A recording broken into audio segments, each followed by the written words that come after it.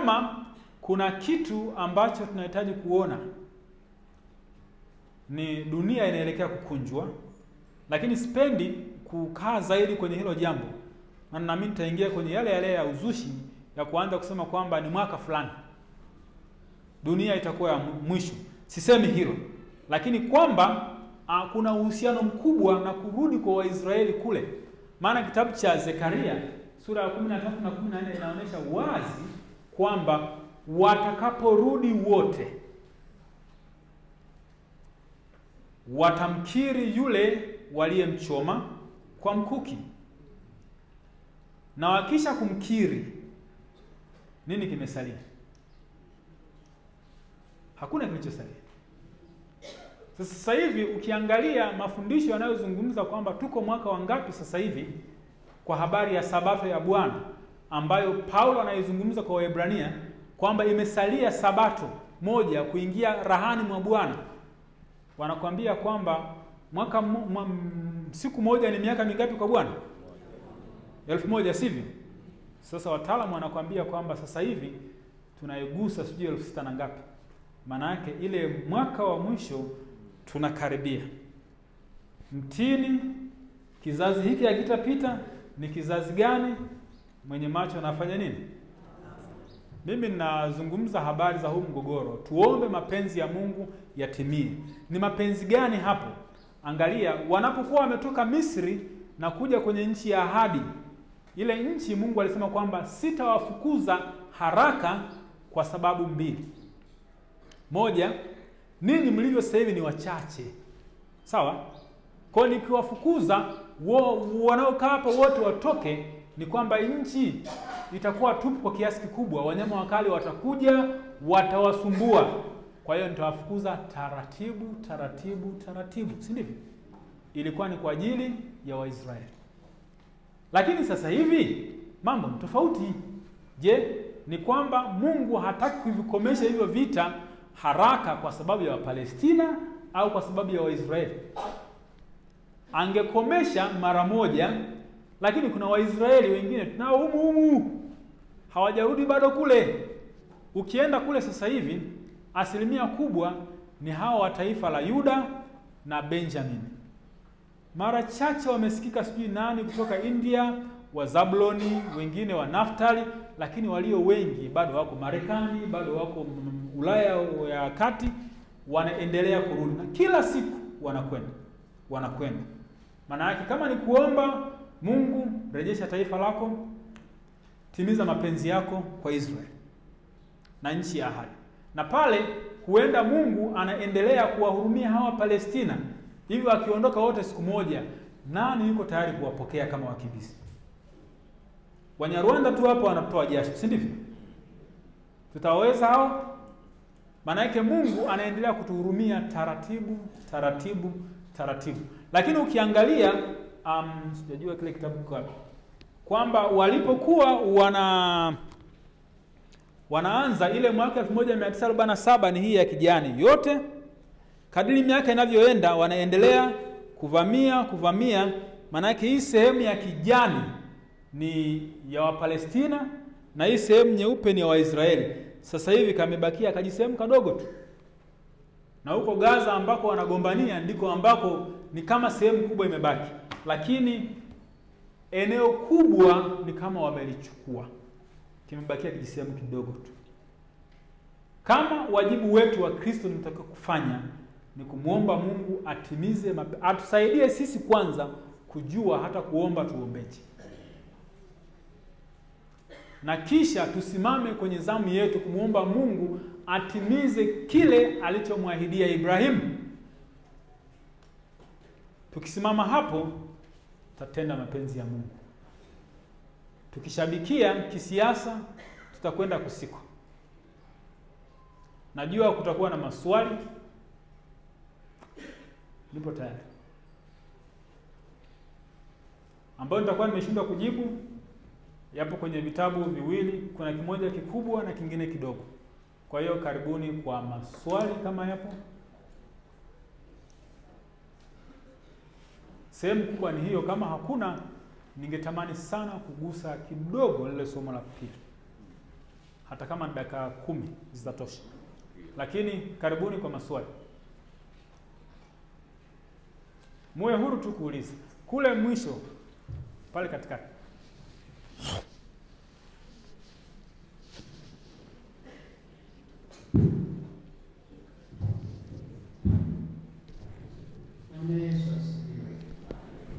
Sasa sisi kama Wakristo, hii vita ya pale kaskazini inatuelekeza tuwe na mawazo ya namna gani, kwamba karibu siku zimeisha au bado kidogo? Asante sana baba. Nilikuwa nimesema naogopa sana kusema kwamba siku zimekwisha au namna gani, lakini kama kuna jambo ambalo tunahitaji kufuatilia ni Mungu anafanya nini pale Mashariki ya Kati. Na nilishasema kwamba tangu mwaka huo wa 1947 hawajaingia, 48 wameingia, walikuta kama nchi tupu. Yaani sio nchi tupu, imekaliwa na wenyeji kibao. Wakaweka mkataba, makubaliano, tunapigana. Atakayeshinda na ichukua nchi. Lakini Mungu hakuruhusu waichukue, ndio maana ameruhusu adui waendelee kuwepo, kwa sababu wao hawakuwa 600,000 tu. Kuna wengi bado wapo huko ugenini. Sasa hivi wanarudi kwa kasi sana. Karibu kila siku wanaendelea kurudi na wale wanawapokea. Hivi wanapopokelewa, ikitokea kwamba wamerudi wote kwa mujibu wa Biblia, Mungu atawarehemu. Ataisimamisha tena nyumba ya Daudi. Na atakapoisimamisha, watamkiri Yesu kuwa Mwokozi. Atawapa neema ya kuomba toba. Sisi wengine tutasimama wapi? Kwa mujibu wa Paulo, huo ndio utakuwa mwisho.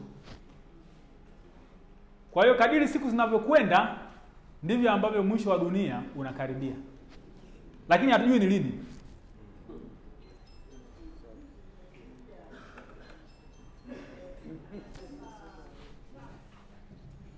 Juzi nimesikia Trump anasema wanataka kujenga Gaza. Na Waarabu nao wanasema tutakusanyana wote tuweze kujenga ile Gaza. Na ukiangalia kweli imechakaa. Na wanasema inaweza kuchukua miaka 20 iweze kurudiana pale. Sasa kama Trump anataka kujenga na hao Waarabu nao wanasema wanataka kujenga, nini sisi tuko wapi?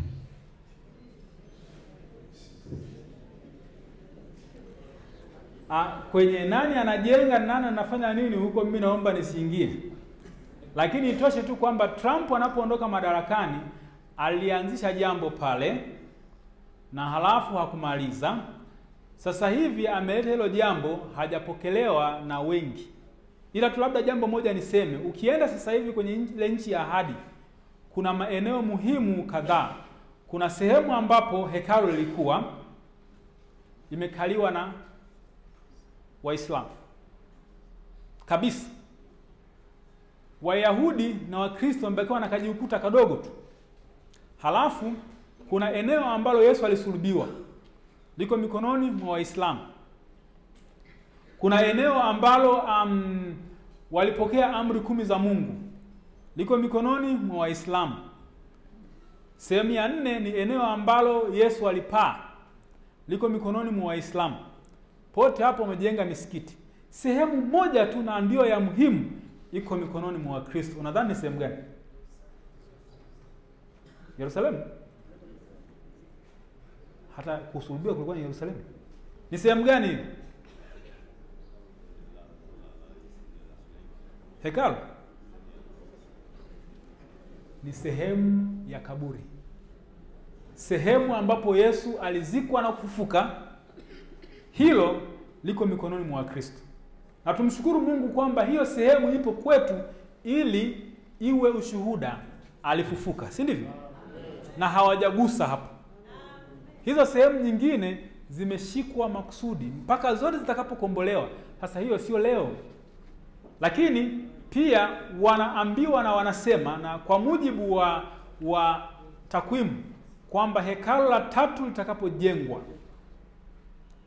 na ng'ombe mwekundu atakapokwenda kutolewa pale, ndio itakuwa mwisho. Na huyo ng'ombe mwenye kutoa sio kuhani huyu wa kawaida.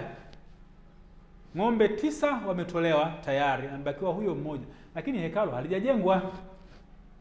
Litajengwa wapi? Ndio hapo wanapong'ang'ania. Kuna bonge la msikiti huko pale. Maana yake wakamilisha tu kila kitu, wakaung'oa huo, wakaweka hilo hekalu, mambo yamekwenda. Lakini ni lini, mimi na wewe hatujui. Mzee, inawezekana kuna wengi wenye maswali, nikikuacha wewe itakuwa ni dialogue yangu na wewe. Tuwape na wengine. Lakini pia tulifikiri labda yangeulizwa maswali matatu hapo ndio yajibu kwa pamoja. Nini na ugonjwa wa kusahau. Sawa, haina shida. Wayaulizwe tu alafu mtaona. Mtakuwa mnanikumbusha. Sawa, hapo hapo. Na kuna wengine wenye maswali?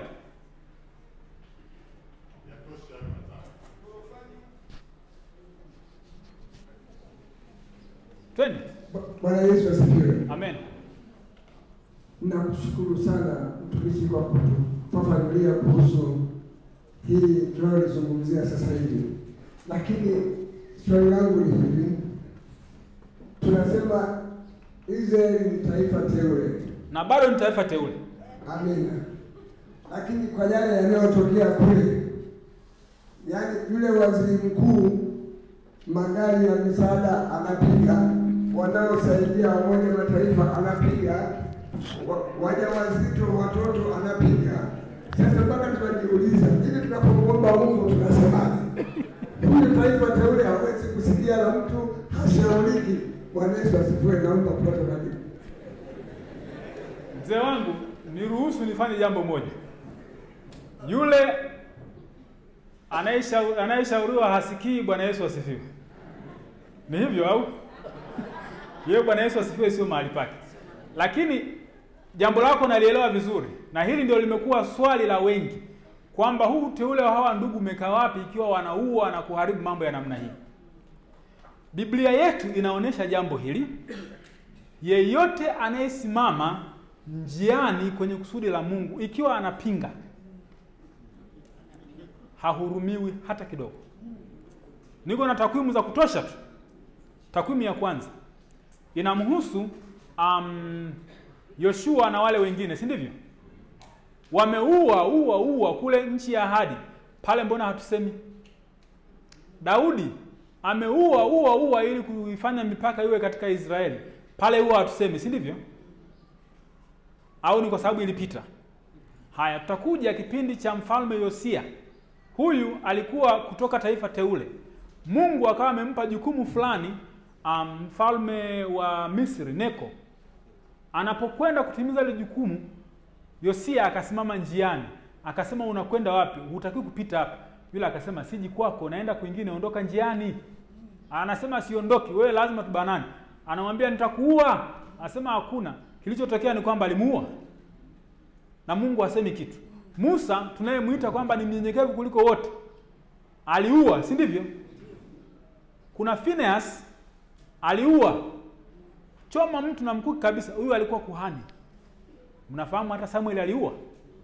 Sauli alipoambiwa nenda kwa Waamaleki ukaue kila kitu, alimwacha mfalme Agagi, si ndivyo?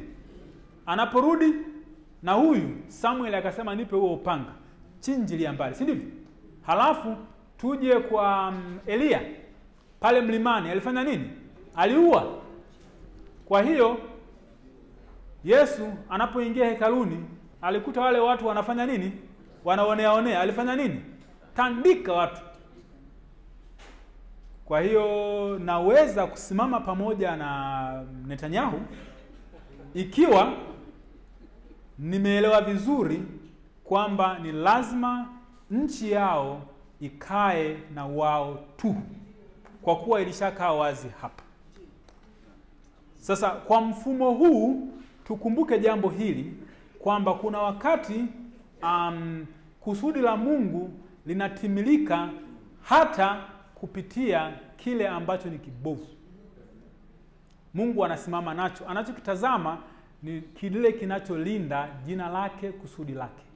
Ukisimama kwenye kitu kinachopinga kusudi la Mungu, unazolewa nacho. Tusimlaumu huyo anayezoa, badala yake tuangalie huyo anayesimama hapa amesimama penyewe au hapana. Ukijenga nyumba sehemu ambayo ni barabara inapita, ikiwa ni lazima ibomolewe, usimlaumu anayebomoa, mlaumu aliyesimama hapa wakati barabara inataka kubomolewa. Ile nchi ni lazima ikae mikononi mwa nani? Kwa mujibu wa ahadi za Mungu. Kwa kama kuna mvamizi ameingia hapo, haitakwepeka, na ameshasema kila atakayejitwisha hili jiwe litamlemea, litampa jeraha. Jeraha kwa namna gani? Kwa kifo, sijui kwa kuharibu na kila kitu. Ni kwa mfumo huo baba yangu. Ila hata hivyo sisi tumuombe Mungu atimize kusudi lake. Kama kusudi lake ni kuondoa kwa namna hiyo, ni yeye aonavyo. Amen. Kuna swali jingine pale mama. Bwana asifiwe. Mimi ni wapi huko? Sioni. Gorofani. Oh, ni gorofani. Haya, bado kutakuja nyingine. Ndio, karibu. Bwana asifiwe. Amen. Ndio, ule mzozo wa Israeli jinsi tunavyoangalia kwa namna moja au nyingine ni mzozo mkubwa sana. Lakini tunaangalia nchi kama ya Israeli ina nchi ambazo inasaidia vitu vingi katika nchi ya Israeli. Sasa tatizo langu kubwa au ninataka kujua au uelewa wangu ni mkubwa, Marekani ndio msimamizi wa ile nchi ya Israeli. Na ukigusa Israeli umeigusa Marekani. Na tukirudi nyuma, Marekani kama Marekani, ile nchi haikuwa ya Marekani wenyewe, lakini ilikuwa ya ile nchi ilikuwa ya Waindi wekundu. Na Trump juzi hapa amempokea yule Netanyahu na akampa heshima kubwa sana na katika ile nchi ya Marekani. Na tukirudi huko nyuma tunaambiwa kwamba ile Marekani ina Waisraeli wengi sana. Kwa hiyo unapogusa jicho la Israeli unamgusa Marekani.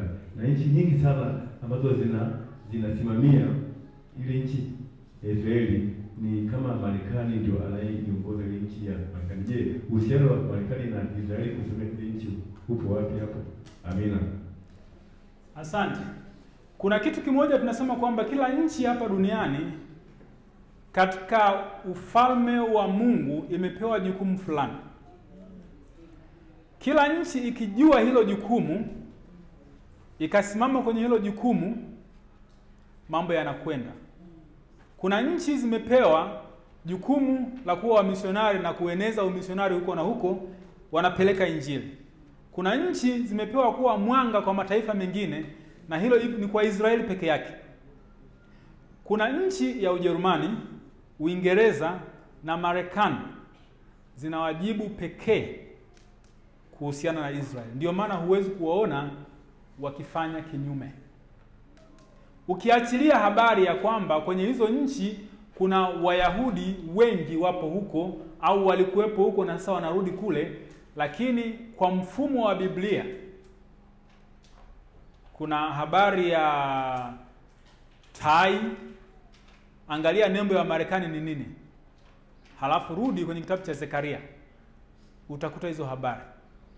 Kuna habari ya maono aliyoona Danieli, si kuna mnyama gani aliyepo kama dubu, utakuja kuona kuna habari za Urusi hapo. Kila nchi imepewa jukumu fulani. Kwa hiyo kwa habari ya Marekani wanachokifanya sasa hivi si kwamba wanakosea, isipokuwa ni sisi tunashindwa kutambua Marekani iko na mpango gani, iko na jukumu gani kwa ajili ya kusudi la Mungu kwa Mashariki ya Kati. Tutakapokuja kufahamu hilo, yani tutaona kwamba wako sahihi, na pengine sasa tumuombe sana Mungu atufungue macho. Sisi kama Watanzania, sisi kama Wakristo tuna jukumu gani? Tukisahau jukumu letu kwa kuwa hatulifahamu au tumesahau, tutaingia kukosoa jukumu la wengine au kuparamia jukumu la wengine.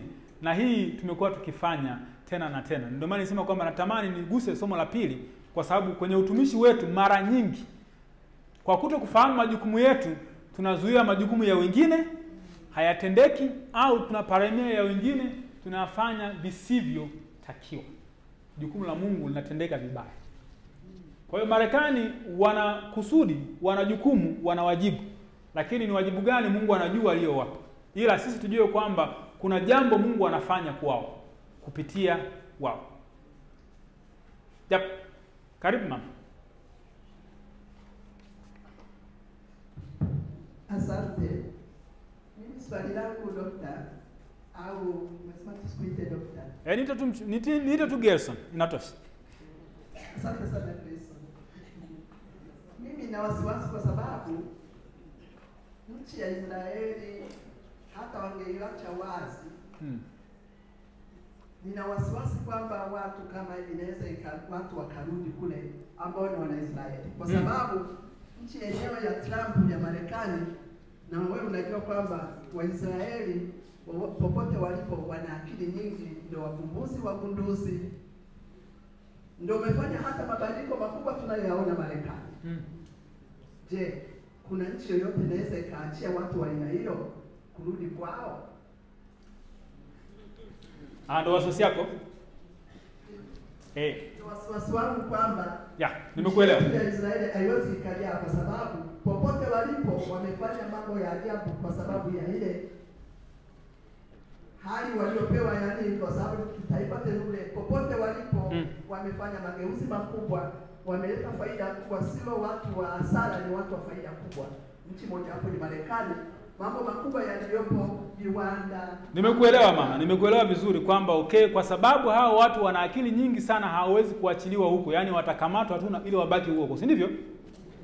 Sasa tuanze na sehemu ile ambayo nilikuwa nimezungumza habari ya Zekaria.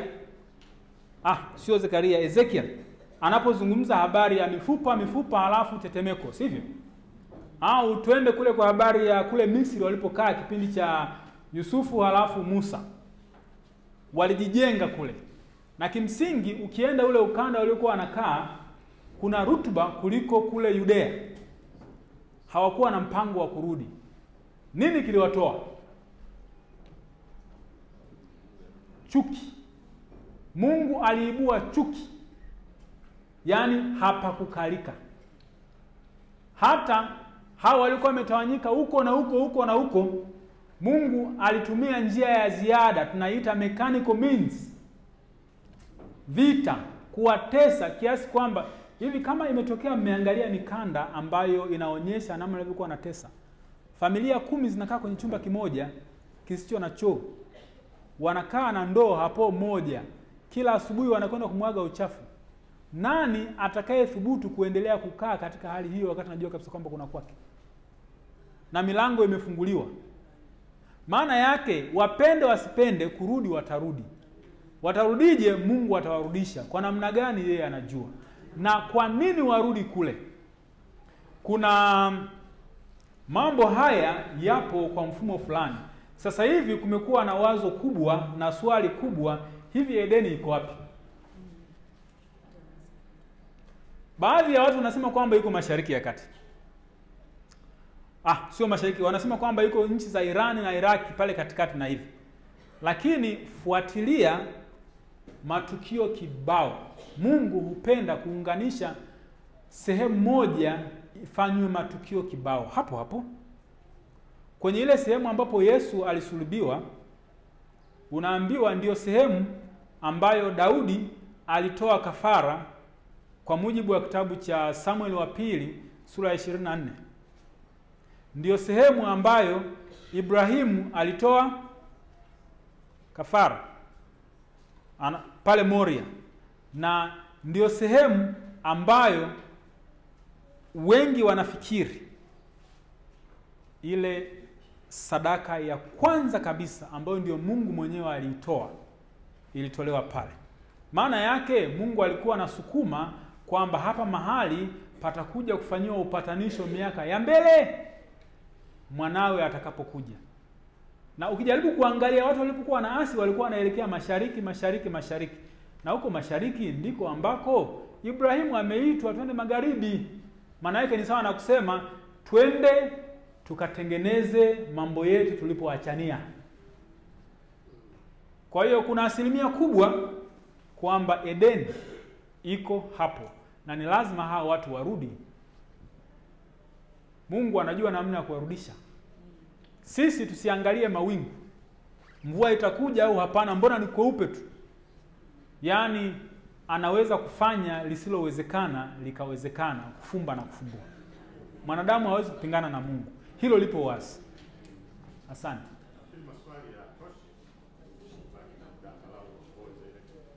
Asante. Basi kwa mujibu wa katibu mkuu, huyu msiofahamu, huyu ni kaka yangu, alinipokea pale Njosi nikiwa form 1, ila yeye hakunitesa, alikuwa Mkristo mzuri tu.